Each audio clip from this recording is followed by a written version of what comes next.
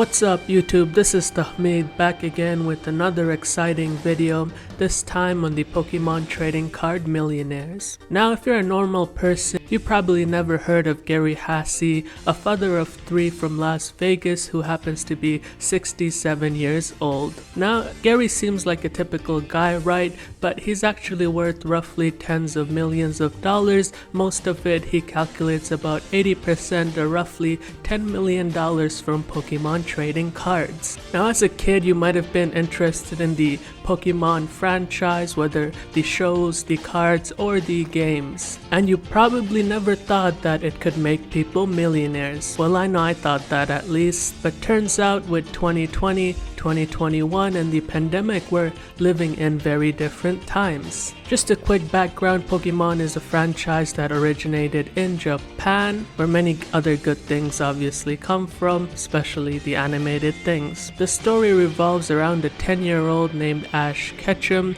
who interestingly travels all around the world befriending strangers. Although he's just 10 years old, his mom has no objections to it, and the reason he travels around is his life's ambition is to become a Pokemon master. And to do that, he travels around, captures these strange creatures in these things called Pokeballs, and trains them to learn new skills and to get stronger and to battle. Some people might see it as animal abuse, but in the world of Pokemon, it's portrayed that Pokemons and humans are friends and collaborators. Alright, now back to this Pokemon trading card things. Now you might had a booster pack as a kid, or even a booster box if you're extremely lucky.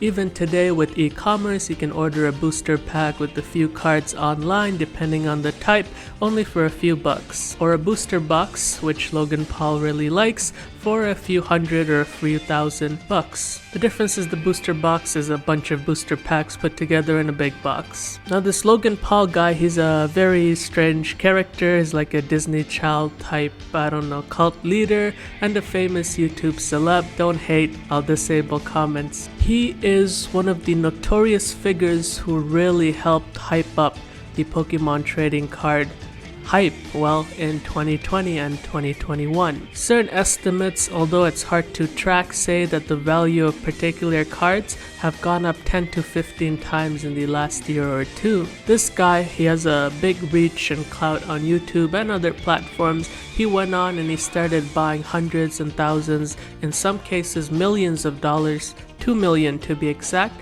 of Pokemon cards. Now obviously he made more than that money back in publicity and YouTube ad revenues, even though he probably didn't make his money back on those cards. He probably has it stashed away or gave it away or something like that. Now you might be wondering how the stories are connected, why I'm mentioning Logan Paul and Haase, Gary Haase. Well, Gary Haase, who's Pokemon royalty and sits on a $10 million collection, sold this card called the PSA 10 First Edition Charizard to this controversial YouTuber and Disney child for $150,000 US. PSA, for most of you, if you don't know, is Professional Sports Authenticator. They authenticate the grade and the condition of many cards and collectibles, Pokemon cards just being a small part of their business. You get a scale of 1, some professional checks out your card, they say it's poor. If they give you a 10, it means your cards are perfect and it's gem mint, as they call it, condition. It's very rare to get a PSA 10 score, and that's obviously why Haase was able to sell this PSA 10 First Edition Charizard for a whooping $150,000 US to Logan Paul. And Haase actually says that he's not too much interested in the money. He started collecting these cards back in 1998. That's the very early days of Pokemon trading cards. So you know, he got in early in the door and it happened to be an obsession and a hobby. And remember, most cards are not PSA 10. To come back to the coveted First Edition Charizard, it is said that only 2,200 of the 1999 card were ever printed in English. And of those 2,200, roughly 120 have a PSA 10 grade. So imagine that. Obviously something of which there's hype and there's demand in the world will go for tens and hundreds and thousands of dollars, as we have seen. Now Haase is said to have a lot of other rare cards as well, but the majority of his value is probably from the Charizards and the holographic first edition Charizards, which have really skyrocketed in value. It's by no means the rarest printed cards or the least available, but it's the one that seems to carry the most demand and hype around it. For example, there was a Blastoise card sold. It's a 2-of-a-kind number 9 165R commission presentation Galaxy Star hologram. Woo! Sold for $360,000. Guess when? Just in January of this year, 2021. There is also some other rare card which you may have never heard of. I've never heard of it. It's called the Black Star Ishihara signed GX promo card, and it's a card of basically the Pokemon Company's president himself, which once again sold this year in April 2021 for $247,230 US.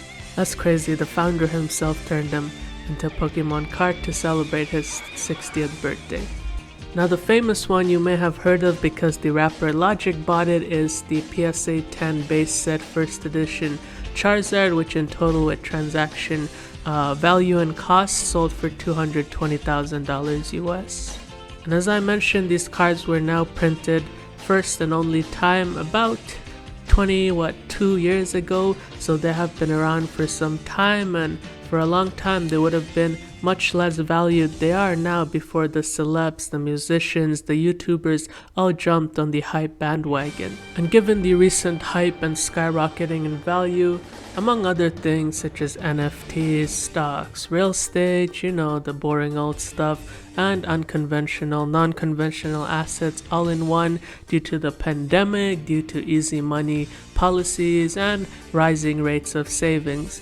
Basically, people have a lot of money sitting on the sidelines, while some people do, like Logan Paul, and they're chasing some hard goods or interesting gadgetries to spend it on.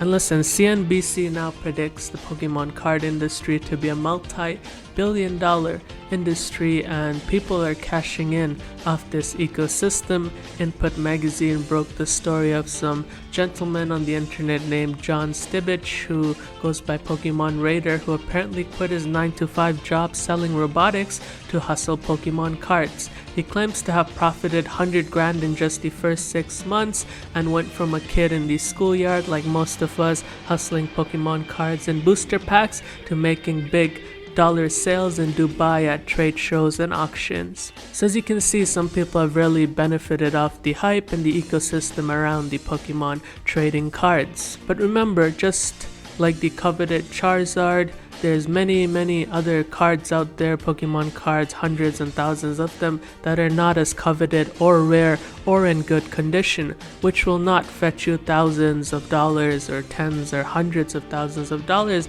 but are just worth only a few bucks. And even for enthusiasts like Gary Haase, he got in early, and in many respects he got lucky with the recent hype and value. That's why he's worth, sitting on something paper wealth of $10 million now. And he says he's not really interested in selling it. It's really priced, and that no money is enough for him.